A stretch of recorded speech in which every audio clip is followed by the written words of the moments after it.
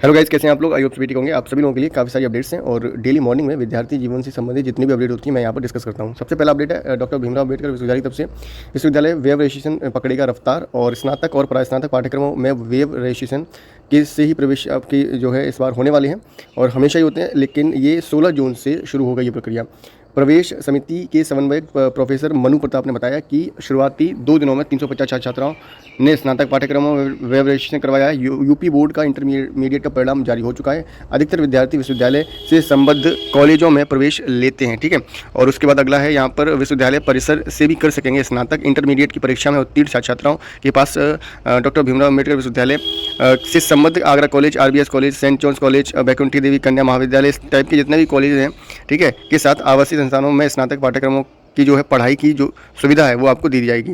BA, BSc और BCom के नए पाठ्यक्रम नई राष्ट्रीय शिक्षा नीति के तहत 2022 में जो है संचालित किए जाएंगे। अगला अपडेट है यहाँ पर विश्वविद्यालय की पीएचडी की दूसरी काउंसलिंग आज से स्टार्ट हो जाएगी सुबह 11 बजे से। नेक्स्ट यहाँ पर अपडेट है बीएससी फॉरेस्ट्री की जो परीक्षा है 28 तारीख से स्टार्ट हो जाएगी और इसका जो परीक्षा कार्यक्रम है उसको जारी कर दिया गया है, तो आप लोग जाकर डाउनलोड कर सकते हैं। अगला यहाँ पर अपडेट है बीएड की प्रवेश परीक्षा को लेकर। इस बार भी आपकी जो है नेगेटिव मार्किंग आपको देखने के लिए मिलने वाली है, जो कि इस बार की परीक्षा बरेली का जो विश्वविद्यालय है वो होस्ट करने वाला है और 4 जुलाई को आपकी परीक्षा करवाई जाएगी और हर प्रश्न 2 अंक का होने वाला है। रोहिलखंड विश्वविद्यालय ने यह जानकारी वेबसाइट पर उपलब्ध करवाई है और इसके मुताबिक पहले प्रश्न पत्र में सामान्य ज्ञान भाषा से संबंधित 50% प्रश्न होने वाले हैं। इसी तरह दूसरी प्रश्न पत्र में अभिरुचि परीक्षण और योग्यता के 50-50 प्रश्न पूछे जाएंगे। एक प्रश्न गलत होने पर 1/3 अंक काटे जाएंगे। दोनों पेपर का समय रोहिलखंड विश्वविद्यालय प्रवेश पत्र में अंकित करेगा और विश्वविद्यालय आवेदनों में दर्ज किए गए प्रमाण पत्रों व भारांक की जांच लगभग पूरी कर चुका है। परीक्षा जो है केंद्र की जो निर्धारित परीक्षा केंद्र निर्धारित कर दी गई है उनकी सूची भी वेबसाइट के ऊपर आपको देखने के लिए मिल जाएगी, ठीक है। 25 जून को आप लोग अपने प्रवेश पत्र जो है वेबसाइट से जारी डाउनलोड कर सकते हैं, ठीक है। जारी कर दिए जाएंगे 25 जून को। अगला अपडेट है अग्निवीर यानी कि अग्नि पथ योजना के तहत अभी भर्ती के लिए अधिसूचना जारी कर दी गई है। फैसले अप्रिय लग सकते हैं पर राष्ट्र को मिलता है फ़ायदा। मोदी जी की तरफ से यहाँ पर ये बात कही गई है। अग्निपथ पर देश में जारी विरोध के बीच प्रधानमंत्री ने कहा सुधारों की राह नए लक्ष्यों नए संकल्पों की तरफ ले जाती है। तो अब यहाँ पर देखते हैं, सारी चीज़ें आपको यहाँ पर बताई जा रही हैं। ये देखिए अग्निवीर भर्ती अधिसूचना जारी कर दी गई है। ये देखिए यहाँ पर थल सेना में मिलेगा अलग रैंक। अग्निवीरों को जो है सेना में अलग रैंक दिया जाएगा। वायुसेना के बाद थल सेना में भी सोमवार को अग्निपथ के तहत भर्ती की अधिसूचना जारी कर दी है और इसके तहत अगले महीने से पंजीकरण शुरू हो जाएगा। ऑनलाइन पंजीकरण अनिवार्य है।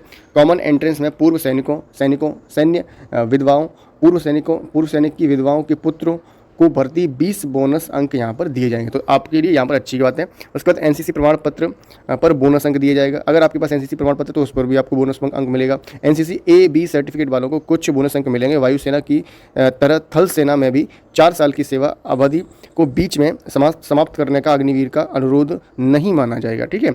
और यहाँ पर 8वीं पास को भी मौका दिया जाएगा। थल सेना में ट्रेडमैन्स को 2 श्रेणियों की जो है भर्ती की यहाँ पर घोषणा कर दी गई है और एक में 10वीं जबकि दूसरी में 8वीं पास जरूरी है। विषयवार सिर्फ 33% अंक आवश्यक हैं, ठीक है। पीएम से मिलेंगे तीनों सेना के प्रमुख। अग्निपथ योजना को लेकर देश में चल रहे विरोध के बीच तीनों सेनाओं के प्रमुख मंगलवार को प्रधानमंत्री नरेंद्र मोदी से भेंट करेंगे। सूत्रों के अनुसार तीनों प्रमुख अलग अलग पीएम से मिलेंगे। सबसे पहले नौसेना के प्रमुख मिलेंगे और पीएम से भेंट का कार्यक्रम यहाँ पर रखा गया है। पेंशन को फिर से बहाल किया जाए और बैंक कर्मचारियों की तरफ से यहाँ पर ये धरना दिया जा रहा है। एसबीआई ब्रांच के यहाँ पर मुख्य शाखा जो कि हजरतगंज स्थित है और उनके कर्मचारियों ने सोमवार को प्रदर्शन किया है और मांगे पूरी नहीं हुई तो 27 जून को देशव्यापी हड़ताल की चेतावनी भी इनकी तरफ से दी गई है, ठीक है। तो ये है यहाँ पर 27 तारीख को देशव्यापी हड़ताल की जाएगी, जानकारी दे दी गई है, चेतावनी दी गई है।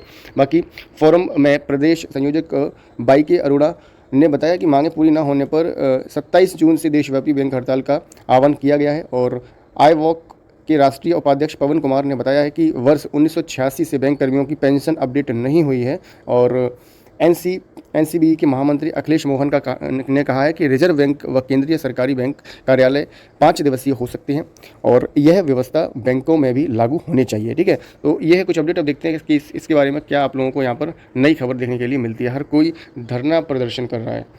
यहाँ अगला अपडेट है रोहिलखंड विश्वविद्यालय पैरामेडिकल और नर्सिंग की परीक्षा 11 जुलाई से स्टार्ट हो जाएंगी। पूरा अपडेट आप यहाँ पर देख सकते हैं।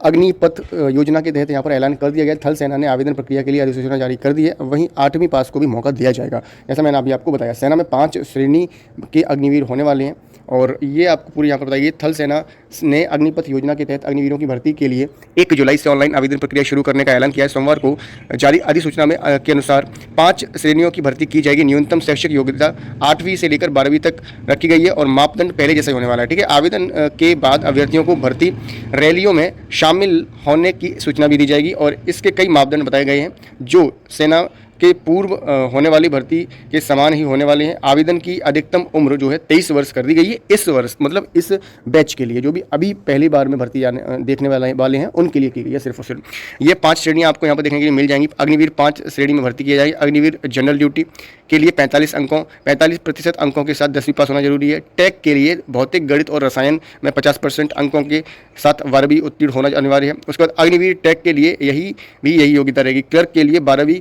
60% अंक जरूरी हैं। 2 श्रेणियों अग्निवीर ट्रेडमैन की, जिसमें एक श्रेणी 10वीं और तथा दूसरी श्रेणी 8वीं पास होना जरूरी है। पूर्व सैनिकों के बच्चों को भर्ती के दौरान शारीरिक मापदंडों में छूट दी जाएगी। नौसेना पहली बार महिला नाविक की भर्ती करेगा। तीनों सेनाओं के प्रमुख मंगलवार को प्रधानमंत्री से मीटिंग करने वाले हैं, जो कि मैंने अभी आपको बता दिया था। आगे मुख्यमंत्री योगी आदित्यनाथ जी की तरफ से भी कहा गया, अग्निपथ में सुनहरे कल के ढेरों मौके हैं। आगे आपको सारी चीज़ें यहाँ पर देखने की मिल रही हैं और कहीं ना कहीं आप सभी लोगों को रोजगार के अवसर यहाँ पर प्रदान किए जा रहे हैं। फिलहाल की वीडियो में इतना ही। अगर आपको कोई भी क्वेश्चन है तो किसी भी तरह का, तो नीचे कमेंट करना बिल्कुल भी ना भूलें। मिलते हैं नेक्स्ट वीडियो में एक नई इन्फॉर्मेशन के साथ। तब तक के लिए जय हिंद, वंदे मातरम।